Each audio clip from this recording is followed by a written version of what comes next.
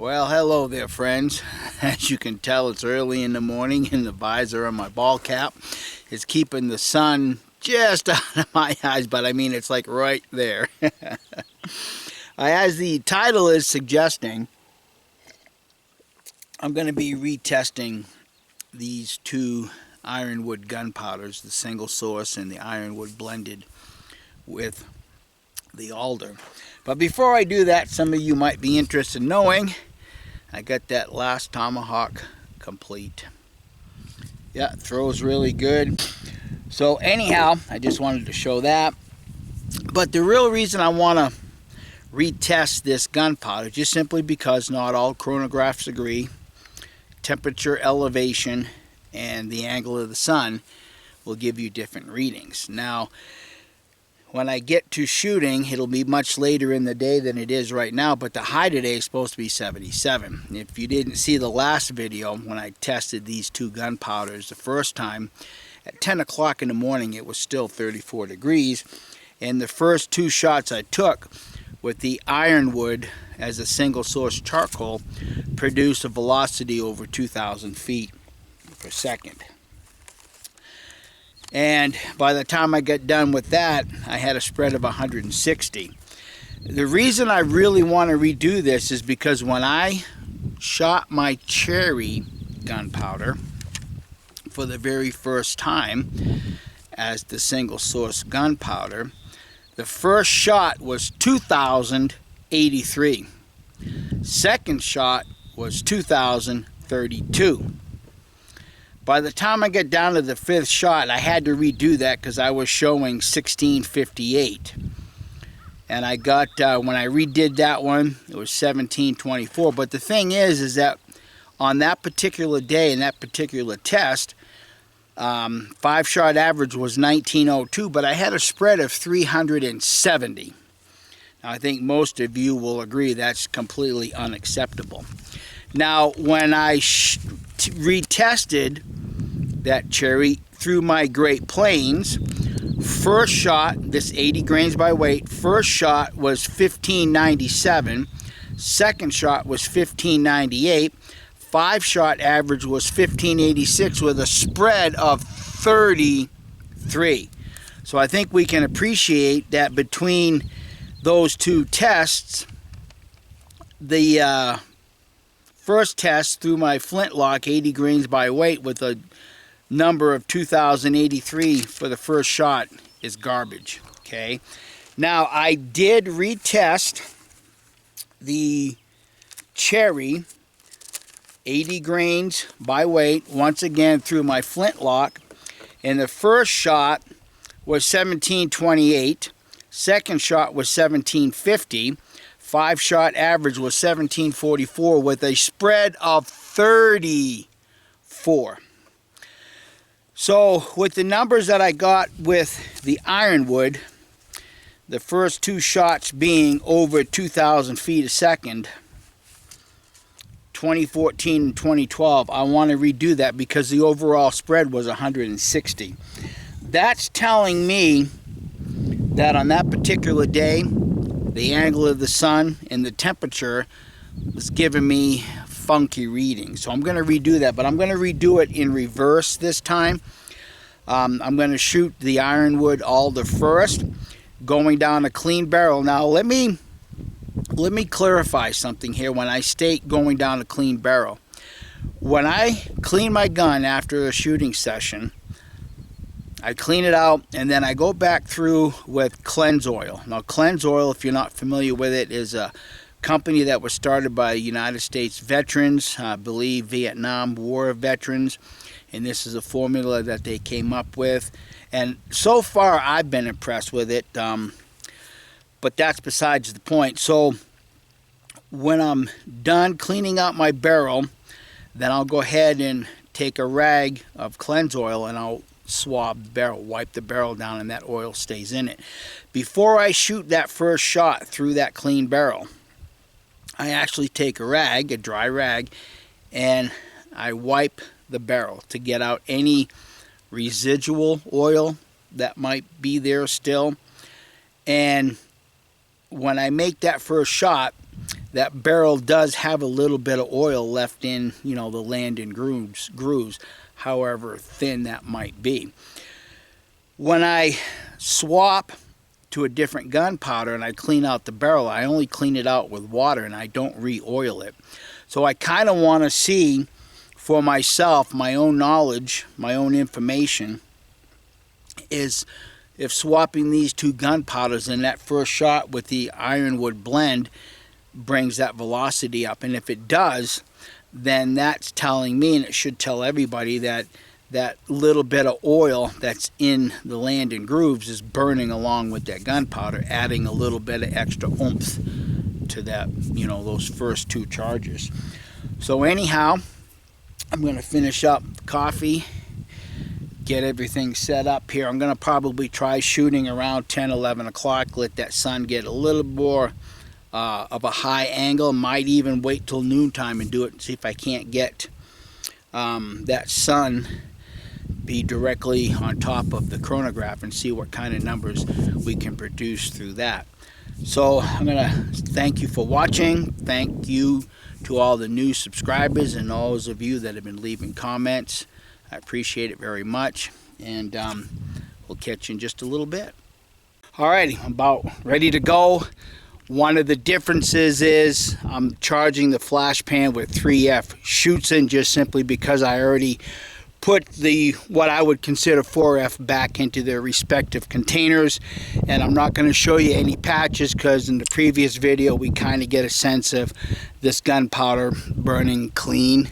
Okay, so I'm going to get ready and do some shooting, get you some more numbers, and let's see if in this test it's 10 o'clock in the morning and it's already 64 degrees, so it's 30 degrees warmer than it was when I tested this the first time.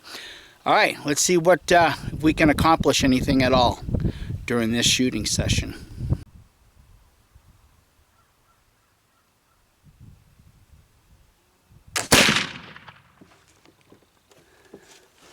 Well, you guys can see it, 1797.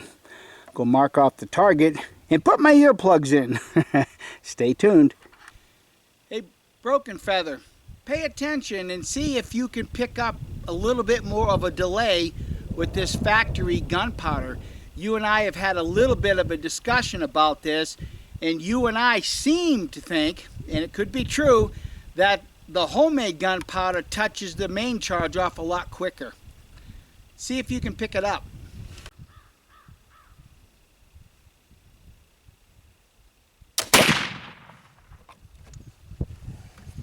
Seems a little slower to me. 1744.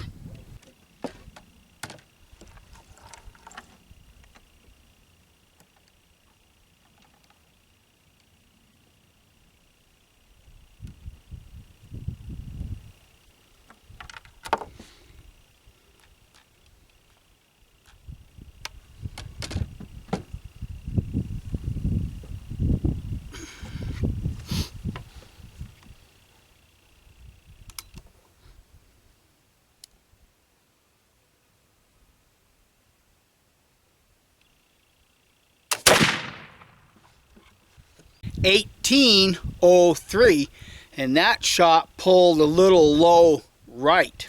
Interesting.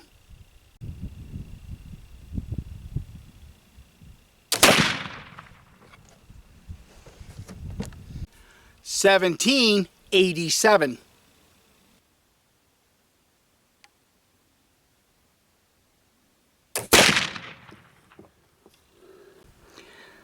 $17.40. And for myself, I can hear the hesitation. Even with the earplugs in, I can hear it. But looks like that one hit in the same group. Other than that one low right, it grouped pretty good. All right, I'm going to clean the gun barrel out and now test the ironwood as a single source. And I will be pulling the chronograph back into the shade so it'll cool off a little bit. Stay tuned. So let me just show you something here. Give you my opinion on what I think about it. couple weeks ago I was watching another fella on another channel shooting an inline muzzle loader, and he was complaining a little bit about not getting the barrel really clean. And his friend suggested using Windex with vinegar. Now, the last shooting session with this ironwood, I used that to clean out the barrel, and my impression is I wasn't all that impressed. Hot boiling water would do a better job than what this did. But just to stay consistent with what I'm doing right here, I'm going to clean this barrel out with the Windex with the vinegar. So let me get this accomplished, reloaded, and we'll continue shooting. Ironwood, single source charcoal, first shot.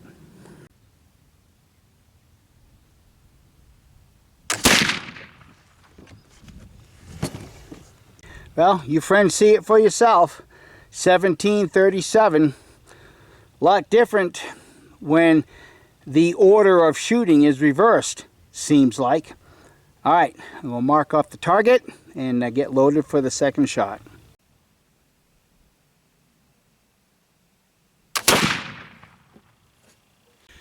$16.89, and that one pulled a little high. We'll mark it off. Get you 3 more numbers. Not that I'm trying to make any excuses, but here's a good observable thing for me, at least. On that particular shot, looking down the barrel, I could see, you know, that heat rising off the barrel, and it kind of distorted the target just a touch. Like I said, I'm not making any excuses. It's just an interesting observation.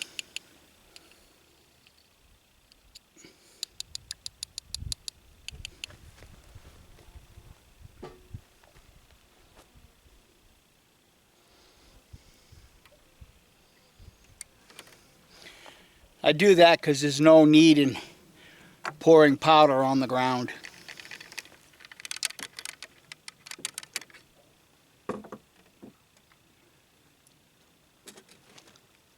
And in case anybody is interested, I have found the patches, and they're no dirtier or cleaner than they were the other day when I was testing this.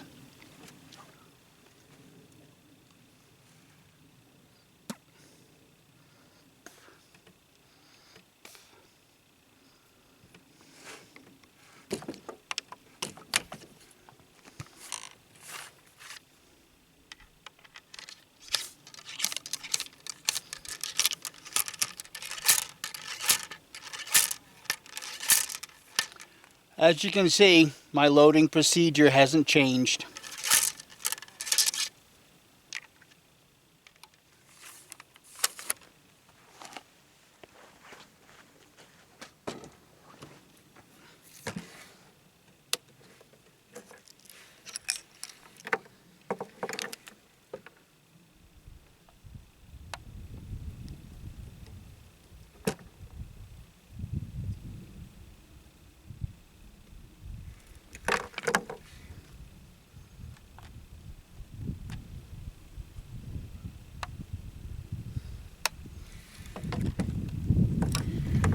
The underside of my flint's getting a little dirty.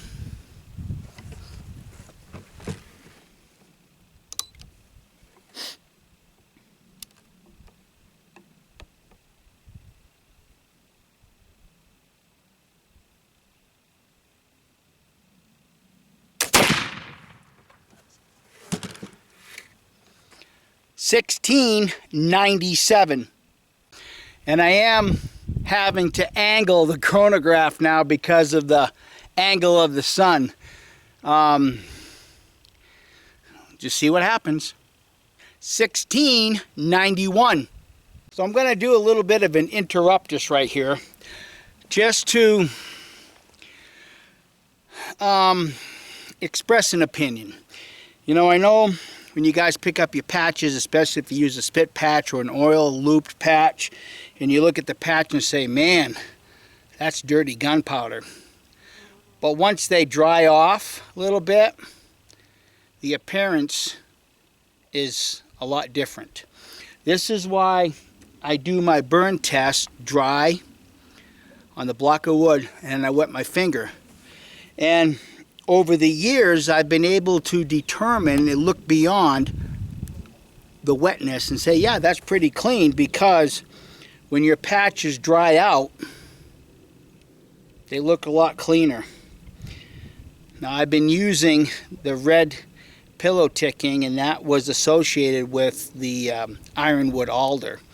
And I don't know how well you guys can see it, but once that's dry, you can see how clean burning it is, at least in my opinion. Okay, now this was shot number 3, the ironwood single source, let it dry, and that's shot number 4, and it's still just a hair damp. But you can see that once the patches dry off, especially with a spit patch, you can see just how clean burning, at least I hope you can, just how clean burning this gunpowder actually is.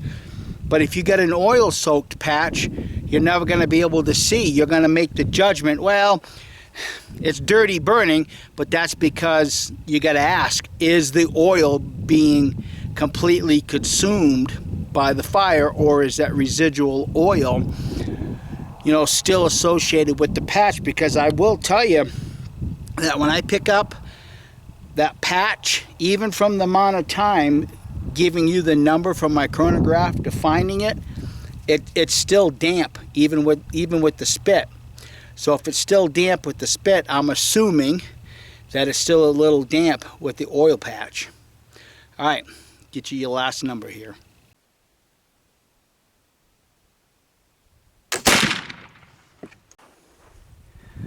$16.81, and I think you can see as well as I can that shot a little high.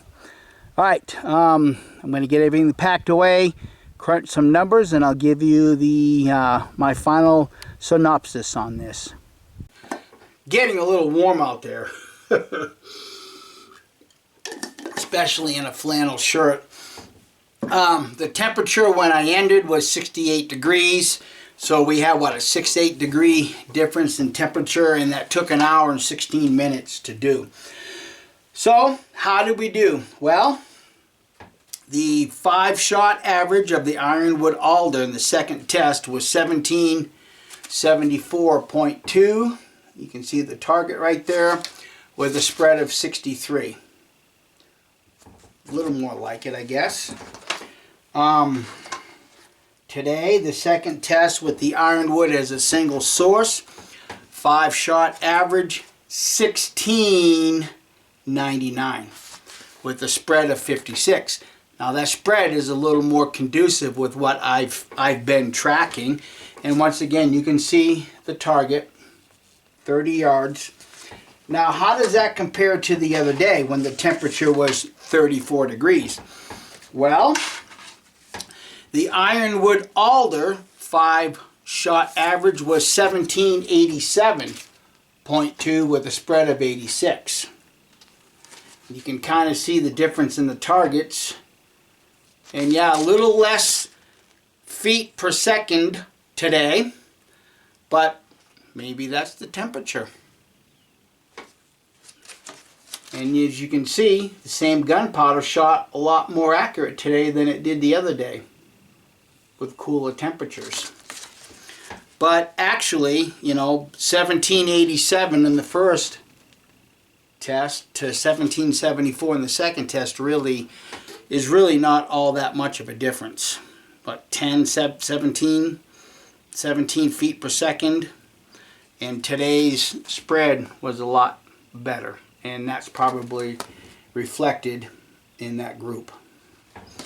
What about the ironwood as a single source? Well, once again, today, 16.99 with a spread of 56. Less spread, but it opened up. But like I said, I wasn't making any excuses, but I could see the heat rising off of that barrel. Either way, you know, that shot placement would kill a deer or an elk or whatever it is that you were trying to kill.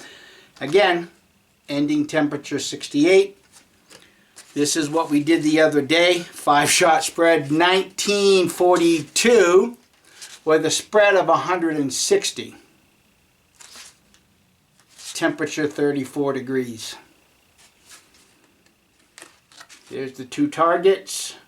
Today's target, the first test, second test. You can see the difference. Again, 1942. Today, 1699. So, my conclusion right now is, based on everything that I've done over the course of time, single source gunpowder is weaker. In today's test, by what, 75 feet per second more? Or less, I should say, with the ironwood as a single source, and that spread closed up. You know, like I said the other day, you know, that 160 feet, the spread of 160 between the high and the low was concerning. Today, this is a little more like it. But typically at this point, guys, when I'm testing two gunpowders and I want to be done with it, I'll blend what I have left. Because at this point, I'm done testing, and you know, if this is just going to be for shits and giggles shooting, just because I want to get out and shoot a little bit, and I've got a lot of this type of blended stuff, believe me. But what I'm going to do, just to be completely fair with this particular gunpowder, I don't know if I've got 5 shots left at 80 grains, but I'll give you what I got. I'm going to retest this gunpowder through my Lyman Great Plains 54 caliber, shorter barrel, and my numbers have showed me over the course of time that 10-inch shorter barrel in my Great Plains produces a lot less feet per second with an 80 grain by weight charge. So hopefully I can get out here a little bit later in the week and get that video done and maybe put it up sometime next week. The weather's supposed to be really great for the rest of this week, but I've got things I got to do.